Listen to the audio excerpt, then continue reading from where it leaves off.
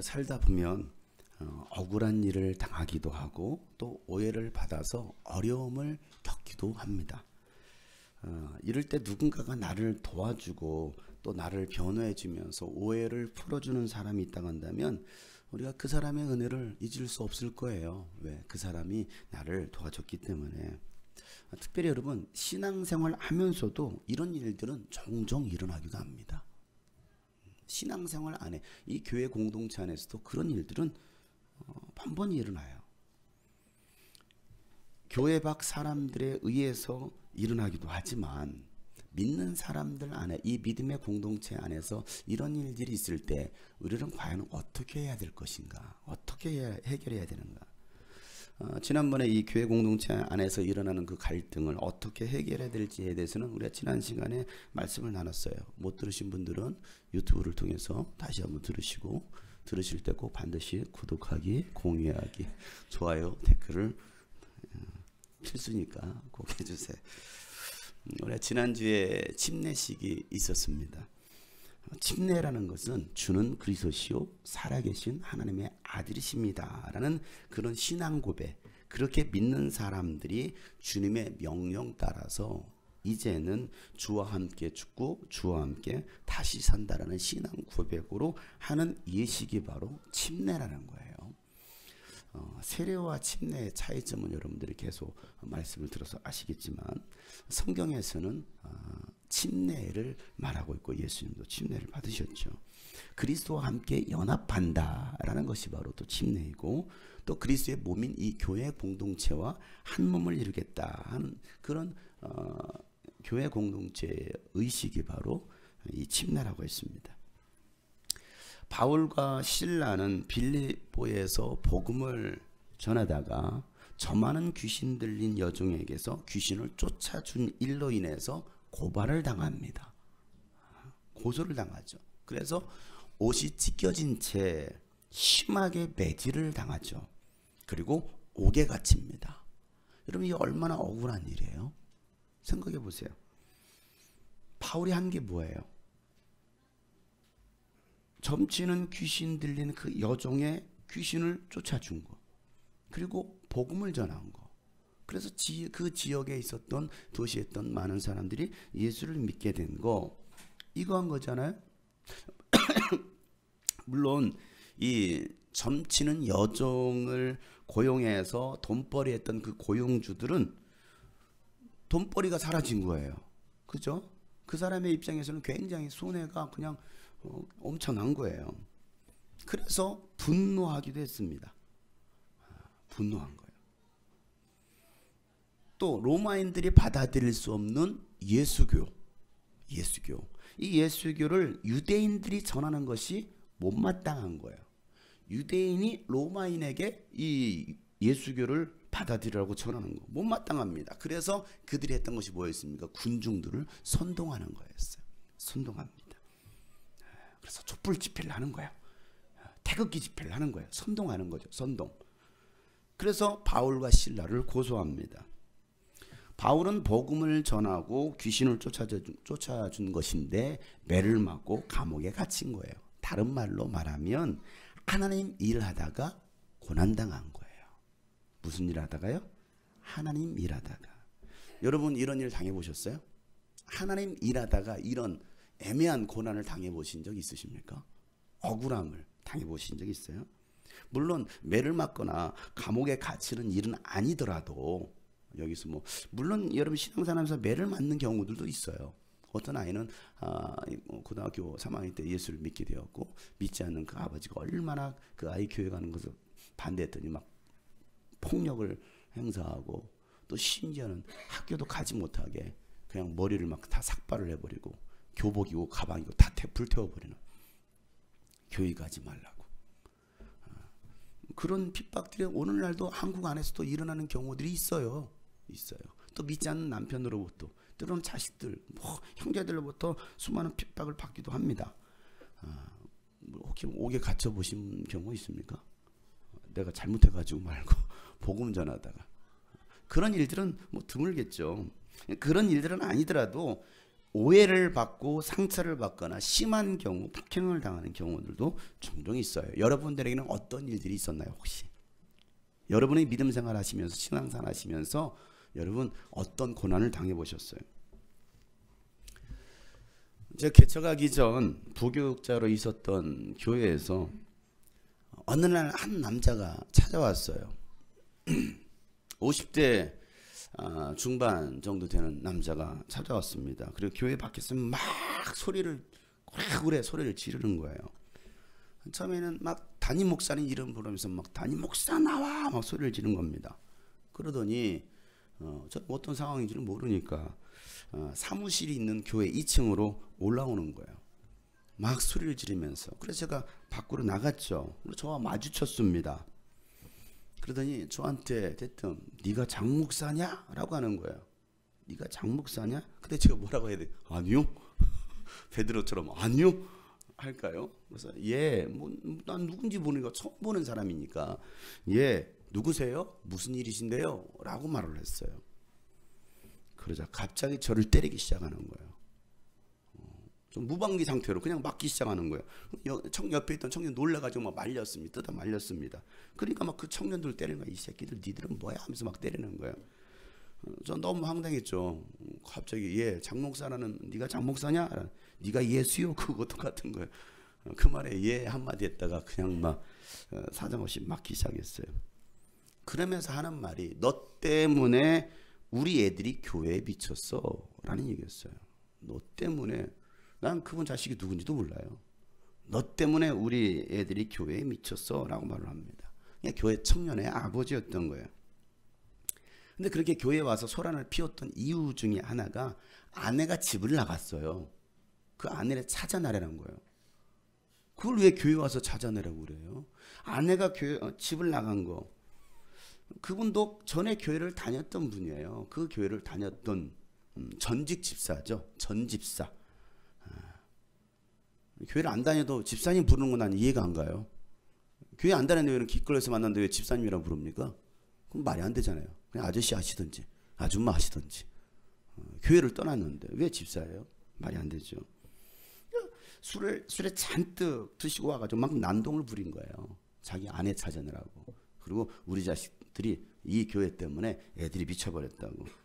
자기 자녀들이 신앙생활을 잘 안 했는데 이유는 그게 잘 안 했는데 장 목사를 만나서 장 목사가 이 교회 부교육자로 왔다는데 장 목사를 만나서 아이들이 교회를 잘 나가기 시작하면서부터 그때부터 아버지의 말을 듣지 않더라는 거예요. 말이 좀 이상하죠? 뭘 요구했길래 아버지의 말을 듣지 않았는지 모르겠지만은 우리 자녀들이요 제발 부모의 말에 순종하세요. 말 잘 들으세요. 아버지의 말을 안 듣고 장 목사의 말이라면 그냥 다 한다라는 거예요. 그리고 아버지 말은 안 듣는다라는 거예요. 그러다 이제 처음에는 그 담임 목사님을 막 찾다가 안 나타나니까요 저를 막 공격하기 시작했습니다. 밤새 교회 앞에 있는 희망의 집이라고 있습니다. 호프집. 그 희망의 집 앞에서 시원한 맥코를 드시면서 시원한 걸 드시면서 밤새 새벽 2시 막까지 막 소리를 지르는 거예요. 내가 이 교회 그냥 가만 놔두는가 보라고 하면서 막 소리를 지르고요. 새벽 기도가 딱 5시가 시작되잖아요. 55분쯤 들어오셔요. 새벽 기도하러. 그럼 막 소리를 지르는 거예요. 낮에는 제가 이제 차량 운행하려고 어린이집에 있어서 아이들 3시에 퇴근하니까 데려다 주러 3시에 차 타면요. 또 차 문을 열고 저를 멱살을 잡고 막 끌어내리는 거예요. 근데 뭐 잘못했다고. 나는 그냥 막 당하는 거예요. 계속 막 멱살을 잡고 이 새끼야 하면서 막 도저를 막 끌어내리는 겁니다. 그러게 한 2주 동안요. 얼마나 교회에서 새벽부터 계속 매일같이 공갈 협박을 하는데요. 그러면 막 자꾸 민원을 넣는 거예요. 여기 불법으로 뭐 했다면서 막 교회에 막 민원을 넣는 겁니다. 저는 교회 3층에 살고 있었고요. 아내는 한겨레를 가진 지 8개월째였습니다. 거의 만삭이잖아요. 8개월째였습니다. 아내는요 무서워서요. 이 교회 집 밖으로 나가지 못했어요. 그래서 3층 살고 있었던 그 옥상 아예 철문도 걸어 잠궈서 막 거기까지 올라오려고 하니까 저는 교회에서 아이들에게 복음을 전하고 학교에서 복음을 전한 것뿐인데 어려움을 겪은 거예요. 그때 트라우마로 저에게 두려움이라는 게 생겼어요. 남자에 대한 두려움. 그렇잖아. 남자는 무서운데 남자에 대한 두려움, 어른들에 대한 두려움. 아내는요 공황장애가 시작되었어요. 공황장애. 너무 무서우니까. 그리고 제가 3달 뒤에 교회를 사임을 하고 주님이 꿈꾸신 교회를 개척했습니다. 개척한 지 1년이 지난 어느 날 전화 한 통이 와요. 모르는 번호로부터 전화가 왔습니다. 제가 또 여보세요 했더니 장 목사 오랜만이야. 어디서 낯익은 목소리인 거예요. 장 목사 오랜만이야. 잘 사나 보네. 한번 찾아갈게.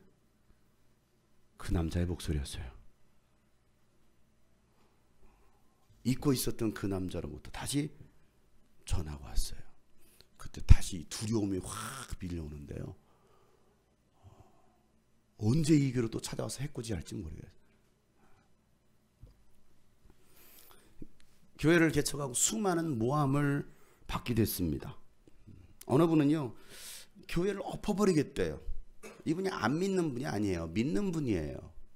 예배드리지 못하도록 교회를 엎어버리겠대요. 때로는 막 저를 이단이라고 막 모함을 하기도 하고요. 캠프를 하면서도 수많은 일들을 당했어요. 캠프를 하면서도 때로는 동거동락하면서 같이 사역하면서 신앙생활 했던 지체들이 떠날 때는요 말도 안 되는 말들로 막 공격을 합니다. 저를 공격하고 교회를 공격하고 모함을 하기도 합니다. 정말 다 말도 안 되는 근거 없는 이야기들로. 저와 아내는 그런 일들을 수없이 겪어와야 했어요. 그럴 때마다 제 마음속에서는 그만해야 하나? 이제 그만해야 하나? 여기까지인가? 라는 그런 생각들. 그러다가도 또다시 스스로 격려하고 스스로 위로하면서 일어나서 아유, 가자 하고 걸어가요. 저희가 할 수 있었던 것은요 주님을 바라보는 거였어요. 눈에 보이지 않는 주님을 바라보는 거. 맹신이죠. 눈에 보이지 않는 그 주님을 바라보는 거. 주어진 환경은요 굉장히 막막하고요. 믿었던 사람들은 떠나가고 정말 믿었던 사람 떠나는 거예요. 모든 걸 다 줬는데 다 공개하고 다 그렇게 했는데 떠나는 거예요. 그때 밀려오는 이 공허감, 허무함, 뭐 어느 분이 자괴감이라는 단어를 썼죠. 자괴감. 이거 언제까지 이렇게 해야 되지? 라는 그런 생각들. 보이지 않는 상황이 굉장히 답답할 때 그래도 의지할 수 있는 것은요 하나님의 말씀, 하나님께서 저에게 주셨던 그 약속들, 내가 너에게 동서남북 모든 백성 모든 민족을 지키겠다는 그 약속의 말씀, 그리고요 남겨진, 그럼에도 불구하고 남겨진 교회 지체들, 성경에서 남은 자들이라는 표현을 씁니다. 남은 자들. 옆에 사람 보세요. 남으셨군요. 이 주님이 꿈꾸신 교회 10년이라는 세월 동안 여러분 물론 10년 계신 분도 계시고 또 몇 년 몇 달 되신 분도 계시지만 남은 자들, 그런 분들을 보면서 제가 위로가 되고 다시 또 도전하게 되는, 걷게 되는 그런 계기가 됩니다. 여러분들과 함께 또 하나님의 약속을 의지하고 한 걸음씩 나아갈 때요 하나님은요 비록 작지만 그런 열매들을 보게 하시고 또 열매들을 맺게 하셨어요. 제가 할 수 있는 거 주님 바라보는 거죠. 둘러봐도 보이지 않고 막혀버린 삶의 현실들, 가슴 속에 시린 눈물과 두려움에 지쳐버린 내 삶, 아픔 속에 서 있는 내게 안타까워 손 내미시네. 눈을 드니 주님 계시네. 나를 안고 그의 길로 날 인도하시네. 지금 이 자리에서 주를 바라보며 지금 이 자리에서 주가 영광 받으시도록 주께 순복하리라 주께 나가리라 지금 이 자리에서 살아내리라 지금 이 자리에서 주를 바라보며 지금 이 자리에서 주를 여러분 주님을 바라봅시다. 어떠한 상황 속에서도 오직 주님께서 영광 받으시도록 주께 순복하리라 주께 나가리라 지금 이 자리에서 살아내리라. 지금 이 자리에서 주님 바라보고 또 믿음에 남겨진 교회 공동체 지체들과 함께 살아내는 거, 사실 이게 믿음이고 신앙이거든요. 바울과 실라는 감옥에 갇혀서 밤중쯤 되어 깨어나서 하나님을 찬양하고 기도합니다. 이런 시련 속에서도 찬양하고 기도할 수 있는 사람, 바울과 실라만 할 수 있는 것이 아니라 여러분도 할 수 있어요. 이게 그 믿음의 좋은 사도들의 이야기가 아니고 오늘 저와 여러분도 할 수 있는 일들이에요. 아유, 저 사람들은 특별하니까. 아니야, 나는 못해. 그 못한다는 생각, 그 연약함이, 악한 영들이, 마귀가 우리에게 그런 생각을 넣어주는 거예요. 너는 안 돼. 봐, 너도 해봤잖아. 너 쓰러졌잖아. 실패했잖아. 네가 뭘 할 수 있겠어? 너는 거기까지야. 너는 안 되라고 자꾸 우리에게 그런 생각들을, 자괴감을 넣어주는 거죠. 여러분도 할 수 있어요. 하나님은 여러분의 찬양과 기도를 듣기를 원하십니다. 제가 이 말씀 항상 전할 때마다 그래, 돌에 큰 채찍을 맞고 막 어떤 사람은 돌을 던졌을 거예요. 막 온몸이 만신창이가 되고 막 눈알도 터졌을지도 몰라. 그 피 흐르는 상태에서, 찢겨진 상태에서 일어나서 입도 터지고 이빨도 나갔을지도 몰라요. 그런 상태에서 찬양한다고 생각해 보세요. 지금 이 자리에서 주를 바라보며, 지금 감옥에 갇혀 있어. 감옥에 갇혀 있는 쇠사슬에 묶여 있는 상황에서 그런 고백한다고 생각해 보세요. 하나님은 여러분이 그런 상황에 처해 있을 때 여러분의 입술을 통해서 그런 찬양의 고백, 하나님 그럼에도 불구하고 감사합니다 라는 그 간구를 들으시길 원하신다라는 거예요. 하나님은 그 찬양과 간구를 들으시고 하나님은 여러분 그 기도에 응답해 주십니다. 너희는 시험에 들지 않도록 깨어 기도하라 라고 예수님 말씀하시잖아요. 예수님 상황도 뻔히 이제 어떤 일들이 펼쳐질지 예수님은 그 누구보다도 잘 아시잖아요. 그러면서도 얘들아 시험에 들지 않게 깨어 기도해 라고 말씀하시는 것이죠. 하나님은요 그들의 찬양과 기도를 들으시고 감옥문을 여십니다. 그들을 메고 있던 착고가 풀립니다. 사랑하는 성도 여러분, 우리가 어떤 상황 속에서도 하나님을 신뢰하고 찬양과 기도할 때 하나님은 여러분을 올가매고 있는 사슬들을 풀어주십니다. 사자굴에 던져졌던 그 다니엘을 구하신 하나님께서 7배나 뜨거운 그 풀무불에 던졌던 사드락과 메삭과 아벳느고를 지켜주신 하나님께서 여러분을 지켜주십니다. 그러니 우리가 할 일, 그리 아니하실지라도 우리가 그걸 바라보지 않고요, 그리 아니하실지라도 우리를 사자굴에서, 아니 그 풀무불에서 건져주시지 않는다 할지라도 우리는 감사하고 찬양하겠습니다. 이게 신앙이거든요. 뭔가를 잘 해주면, 뭔가가 잘 술술 풀리면 찬양하고 감사하고 기도하는 것이 아니라 그리 아니하실지라도 우리는 감사하고 찬양합니다. 이것이 진짜 믿음, 리얼 크리스찬이라는 거예요. 자결하라고 했죠. 왜? 감옥문 열렸겠다. 그러니까 보통 죄수들은 어떻게 하겠어요? 여러분이 죄수야. 감옥문 열렸네? 할렐루야, 응답이구나. 때는 있더라고. 주량을 치지 않겠습니까? 그러니까 당연히 도망갔을 거라고 생각하고, 왜? 감옥문이 활짝 열렸으니까 자결하려고 하는 그 순간에 바울은 죽지 마시오, 우리는 도망가지 않았어. 이해할 수 없는 현상이 일어난 거죠. 저 사람들은 뭐기에 도망가지 않지? 보통 사람이 아닌 거잖아요.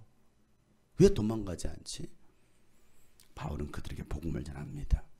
왜? 그가 던졌던 질문, 어떻게 하면 우리도 구원받을 수 있습니까? 어떻게 하면 당신들처럼 그렇게 행복하게 살 수 있습니까? 이 질문 앞에 바울은 주 예수를 믿으라. 그러면 너와 내 집이 구원을 얻으리라. 구원은 오직 예수님께만 있습니다. 인생의 해답은 오직 예수님께 있습니다. 누가 나를 구원하고 누가 우리 가정을 구원할 수 있습니까? 누가 우리에게 영원의 행복을 줄 수 있습니까? 세상의 권력과 부경하고 우리 행복을 줍니까? 자유를 줍니까? 아니에요. 예수님을 가진 자, 예수를 믿는 자에게 구원을 주십니다. 간수는요, 자신과 가족 모두 예수님을 그리스도로 받아들이고 모두가 침례를 받아요. 그리고 크게 기뻐합니다. 우리가 지난 시간 나눴던 말씀이잖아요. 크게 기뻐하는 거예요. 지난주 우리 침례식을 하는데 얼마나 다들 행복해하고 얼마나 기뻐하는지, 침례 받으시는 분도 또 침례 함께 동참하고 축복해 주는 분들 보면 너무나 행복해하고 너무 기뻐하시는 거예요. 또 우리 가장 연세가 있으신 우리 이군자, 사군자도 아니고 이군자 항상 이군에 머물러 있으시려고 이군자라고, 또 그 옆에서 우리가 또 우리 이군자를 지킵니다 하는 또 그런 또 철통 수벽 그런 또 어벤져스들이 다 아줌마들이 버티고 있어서 얼마나 행복해하는지, 얼마나 기뻐하는지. 이전에 가질 수 없는 기쁨이 생기는 거예요. 누가 거함으로? 예수님이 거함으로. 예수를 믿으면 이전에 세상에서 얻으려고 했던, 아니 세상에서 만족했던 그 만족이 아니라 그 기쁨을 초월하는 가장, 아니 이 세상에 누릴 수 없는 그 기쁨, 그 기쁨이 예수 안에 있다는 사실이죠. 간수는요, 자신과 가족 모두 예수님 그리스도를 받아들이고 모두에게, 모든 가족이 침례를 받잖아요. 그리스도 교회 가족 공동체가 된 거예요. 다음날 날이 셉니다. 바울을 가뒀던 그 치안관들이 부하들을 보내요. 그리고 그 두 사도들을 내보내라고 명령합니다. 그래서 간수가 와가지고요, 내보내라고 하십니다. 그러니까 이제 평안히 가십시오라고 말을 해요. 그러자 바울이 하는 말, 오늘 37절이에요. 다 같이 시작. 바울이 그들에게 말하였다. 치안관들이 로마 시민인 우리를 유죄 판결도 내리지 않은 채 공공연히 때리고 감옥에 가두었다가 이제 와서 슬그머니 우리를 내놓겠다는 겁니까? 안 됩니다. 그들이 직접 와서 우리를 석방해야 합니다. 여러분, 치안관들이 바울과 실라를 때린 것은 합법적인 게 아니었어요. 합법적인 재판을 통해서 한 것이 아니라 선동에 의해서 그냥 막 탄핵을 외치는 거예요. 죽여라, 쫓아내라, 뭐해라, 막 소리를 지르는 것입니다. 그 선동에 의해서 공권력을 남용한 거예요. 자신이 가지고 있는 그 공권력 있잖아요, 권력 있잖아요. 그걸 남용한 엄연한 불법이었어요. 불법. 정당한 재판에 의해서 한 것이 아니었어요. 오늘날도 마찬가지예요. 여러분, 오늘날 우리가 살고 있는 이 시대도요, 권력 있는 자들이요, 공권력을 남용하고요, 불법을 저지르고 갑질을 하는 경우들이 굉장히 많아요. 우리나라 정치, 경제, 법, 아니 사회 구조가요, 전반적으로 힘 있는 우리나라 1%에 의해서 움직입니다. 힘없는 99% 어떻습니까? 우리는 어때요? 여기 뭐 힘 있는 자 있어요? 1% 있어요? 국회의원이 한 명도 없네. 시의원도 없네. 아무것도 없네. 여러분, 우리는 99%의 사람입니다. 정말 연약한 힘없는 우리들이에요. 그 99% 어떻습니까? 그 1%에 의해서 움직이고요. 우리는요, 그들에게 이용당하고 때로는 피해를 보는 경우가 참 많아요. 참 많아. 내 의사와 상관없이 그들에 의해서 꽝꽝꽝, 자 통과됐습니다. 여러분, 그렇게 정치하지 않습니까? 누가요? 여러분이 뽑아준. 아니 나는 그 사람 안 뽑았는데요. 내가 그 사람을 안 찍었어도 어쨌든 그 자리에 올라가 있잖아요. 그들이 땅땅땅해서 뭐합니까? 이 대한민국 끌어가고 있어요. 우리는 뭐합니까? 이용당하는 거예요. 끌려다니는 거예요. 말도 안 되는 그런 일원들 얼마나 많아요. 예수를 믿는 사람들은요, 불법에 대해서 당당하게 말해야 됩니다. 이건 잘못된 거라고, 이래서는 안 된다라고. 요즘은 소수의 의견, 소수자, 그 소수자의 의견을 존중해야 된다고 말합니다. 그 소수자 때문에 대수자가 때로는 어려움을 당해요. 그 소수를 인정해 준다고. 그들을 우리가 무시하는 거 아니죠. 그들을 배격하는 거 아니에요. 하나님은요, 공의로우신 분이시기 때문에 우리 공의로우신 하나님을 믿는 우리는요, 불법에 대해서 분명하게 말할 수 있어야 됩니다. 바울은요 권리와 주장에 대해서 당당히 말을 합니다. 내가 로마 시민권자인데 아니 불법으로 그렇게 우리를 매질할 수 있느냐? 그러자 치안관들이요 바울의 말을 듣고서 벌벌 떨어요.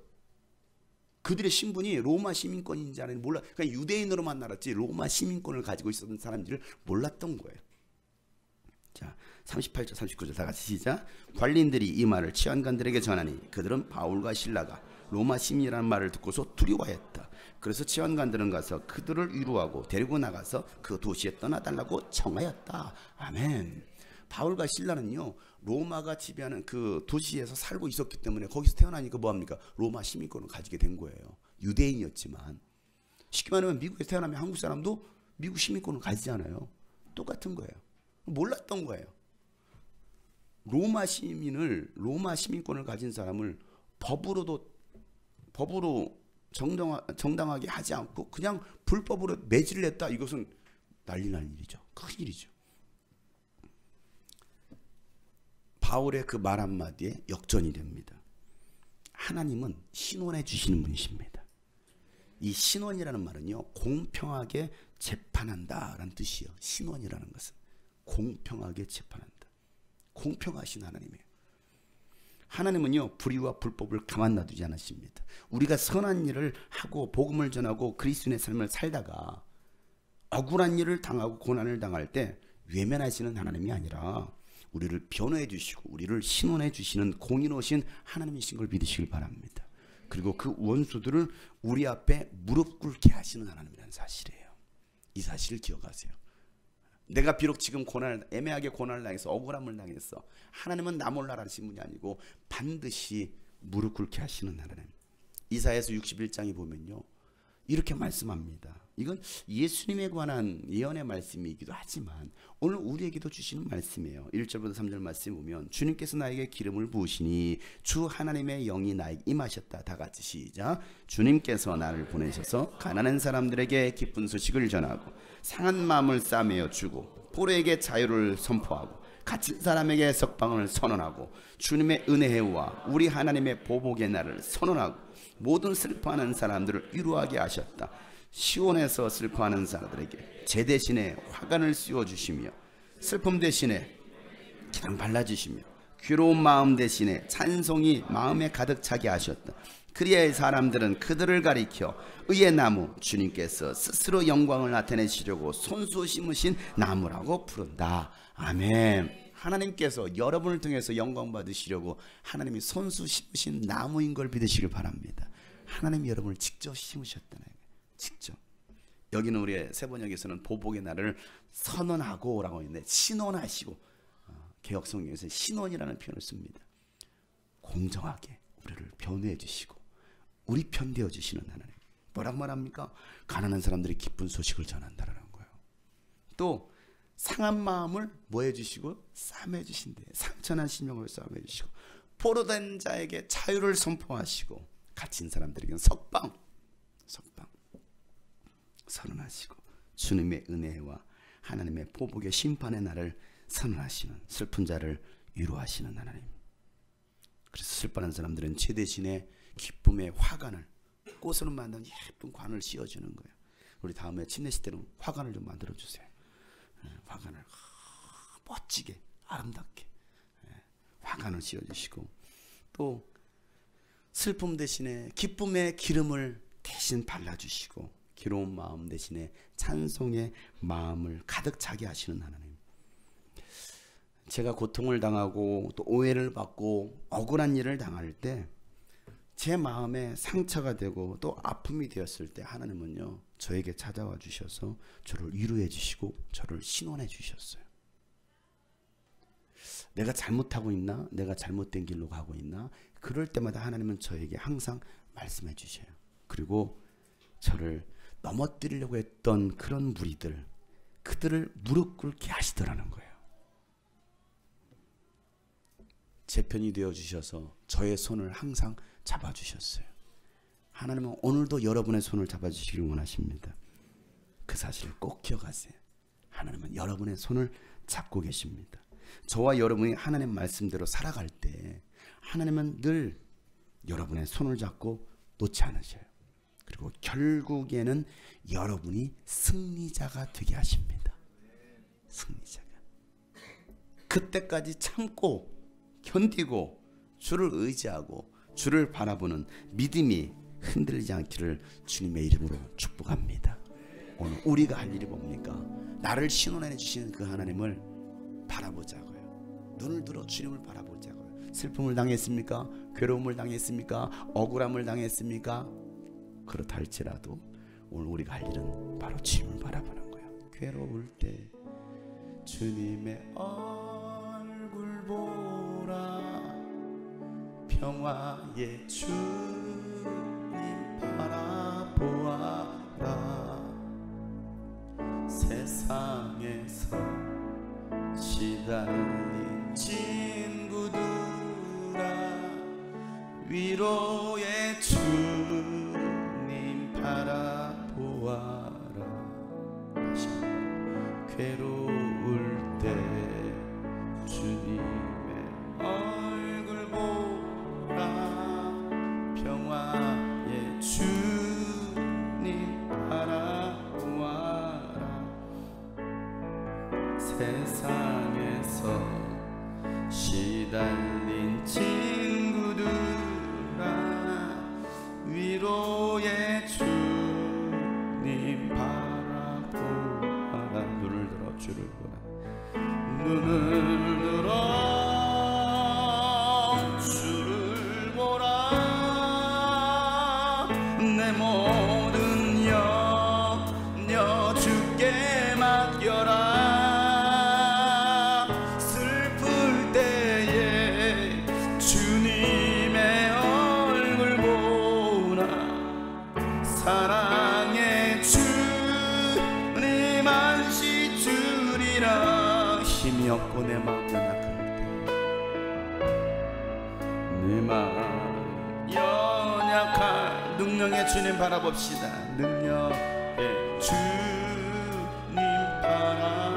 바라보아라. 주의 이름 부르는 모든 자는 주의 이름 부르는 모든 자 힘 주시고 늘 지켜주시리. 눈을 들어 주님을 바라봅니다. 들어 주를 보라. 내 모든 염려 주께 맡겨라. 슬플 때에 주님의 얼굴 보라. 사랑의 주님 바라. 눈을 들어 주님을 바라봅시다. 눈을 들어 주를 보라. 나의 모든 염려를 맡깁니다. 내 모든 염려 주께. 바울과 신라가 감옥 중에서도 주님을 찬양했던 것처럼 주님의 얼굴을 바라봅시다. 주님의 얼굴 보고 사랑의 주님이 안식 줄 겁니다. 다시 한번 간절하게 기도하는 마음으로 주님께 두 손 높이 들고 눈을 들어 주를 보라. 눈을 들어 주를 보라. 내 모든 염려 주께 맡겨라. 슬플 때에 주님의 얼굴 보고 살아. 오늘 주님께서 여러분에게 안식을 주실 것입니다. 평강을 주실 것입니다. 다같이 한번 간절히 기도합시다. 하나님 아버지여, 주님을 바라보게 도와주시옵소서. 슬플 때에, 괴로움 중에, 고통 중에 주님을 바라보게 하여 주시옵소서. 아버지여, 눈을 들어 주를 보라. 내 모든 염려 주께 맡겨라. 슬플 때에 주님의 얼굴 보라. 사랑의 주님 안시. 눈을 들어 주를 보라. 눈을 들어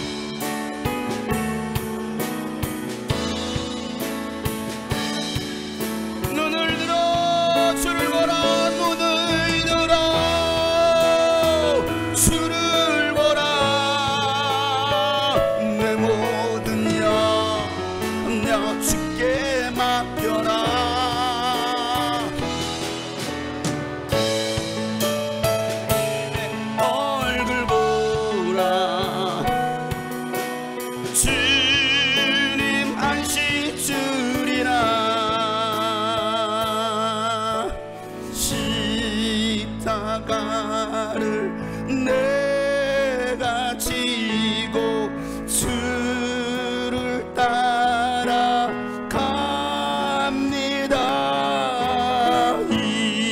이제부터 예수로만 나의 법에 삼게. 세상에서 부경한 세상에서 부귀영화 모두 잃어버려도 주의 평안 내가 받고 영생 복을 받겐. 주도 곤욕당했으니 주도 곤욕 당했으. 나도 곤욕 당하리. 세상 사람 간사하나 예수 진실함니.